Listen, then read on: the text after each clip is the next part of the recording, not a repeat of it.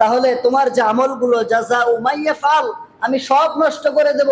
তুমি যে ভালো কাজগুলো করেছো, কিন্তু খারাপ কাজের সঙ্গে আপোষ করার কারণে তোমার জীবনের সমস্ত ভালো কাজগুলো আমি আল্লাহ তাআলা নষ্ট করে দেবো। জোরে বলি নাউযুবিল্লাহ।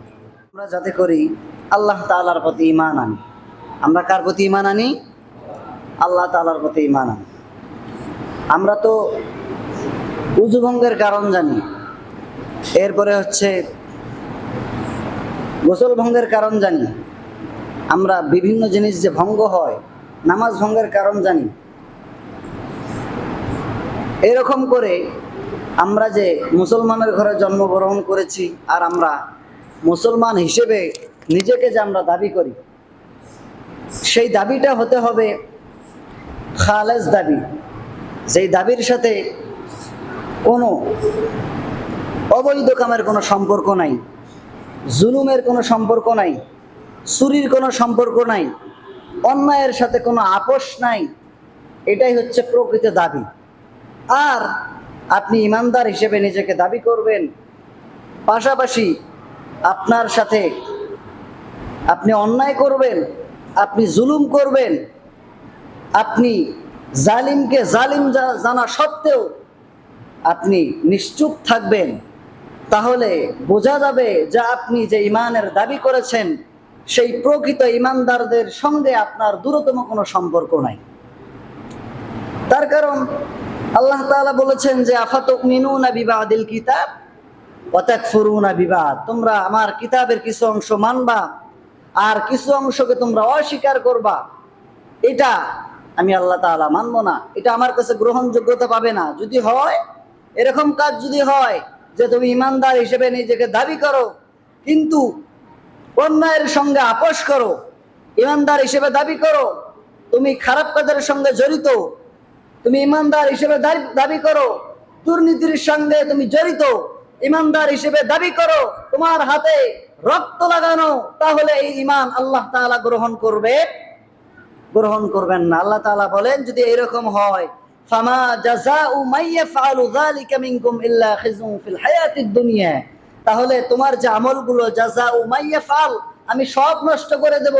তুমি যে ভালো কাজগুলো করেছো, কিন্তু খারাপ কাজের সঙ্গে আপোষ করার কারণে তোমার জীবনের সমস্ত ভালো কাজগুলো আমি আল্লাহ তাআলা নষ্ট করে দেব। জোরে বলি নাউযুবিল্লাহ। এই জন্য ঈমান আনার পূর্বে যাতে করে আমাদের ঈমান নষ্ট না হয়ে যায়, ঈমান ভাঙ্গার কারণ জানার প্রয়োজন আছে না নাই? এই জন্য ঈমান ভাঙার কারণগুলো জানতে হবে।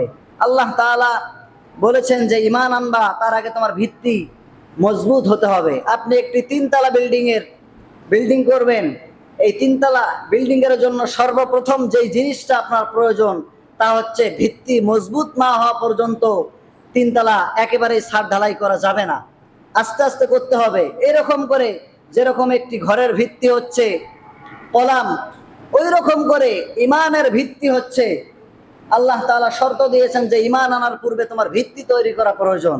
ভিত্তি যদি না তৈরি হয় তাহলে তোমার ঈমান টিকবে না, এটা তোমার ঈমান মুনাফিকের সঙ্গে মিশে একাকার হয়ে যাবে।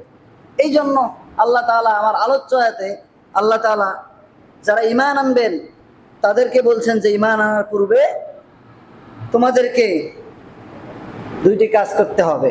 কয়টি কাজ করতে হবে? দুইটি কাজ করতে হবে।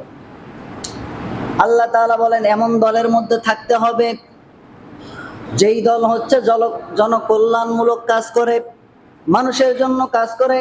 আল্লাহ রাব্বুল আলামিন সূরা আলী ইমরানের 110 নম্বর আয়াত খুলবেন, আল্লাহ তাআলা ঈমানদারদের বৈশিষ্ট্যের কথা তুলে ধরেছেন।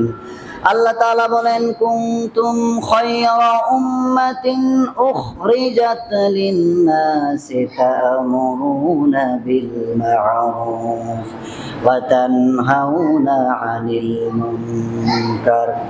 ঈমান আনতে চাও, ঈমান আনার পূর্বে যেই শর্তগুলো বান্দা তোমাকে পূরণ করতে হবে তার মধ্যে 1 নাম্বার হলো এমন একটি দলের মধ্যে থাকতে হবে কুনতুম খায়রা উম্মাতিন উখরিজাত লিন-নাস, তোমাদেরকে বের হওয়া লাগবে, তোমাদেরকে সামাজিকভাবে প্রতিষ্ঠিত হতে হবে। উখরিজাত লিন-নাস, মানবতা যেখানে বিপন্ন সেখানে তোমাকে দাঁড়াতে হবে, জনশক্তি নিয়ে, জনবল নিয়ে লোক তৈরি করতে হবে। আল্লাহ তাআলা বলেন ওয়াতাসিমু বিহাবলিল্লাহি জামিআ ওয়ালা তাফাররাকু। আল্লাহ তাআলা বলেন সংঘবদ্ধ হও, একতাবদ্ধ হও, এক কাঠির বন্ধনে আবদ্ধ হও, আবদ্ধ হয়ে তোমরা আমার রজ্জুকে আঁকড়িয়ে ধরো, আমার দিনকে ভালোভাবে একনিষ্ঠভাবে ধরো। এইরকম ভাবে সংঘবদ্ধ থাকতে হবে। আল্লাহ তাআলা বলেন সংঘবদ্ধ না থাকলে দিনের কাজ সঠিকভাবে করা যাবে না, একাত্মতা ঘোষণা করা যাবে না। আল্লাহ রাব্বুল আলামিন বলেন সংঘবদ্ধ হয়ে কি করবে? তা'মুরুনা বিল মা'রুফ, সৎ কাজ যেখানে, ভালো কাজ যেখানে, সেই ভালো কাজের তোমাকে আঞ্জাম দিতে হবে, ভালো কাজের তোমার প্রশংসা করতে হবে। যারা ভালো কাজ করে তাদের সঙ্গে তোমাকে জড়িয়ে যাওয়া লাগবে। এক নাম্বার হচ্ছে তা'মুরুনা বিল মা'রুফ, সৎ কাজের আদেশ দেওয়া লাগবে।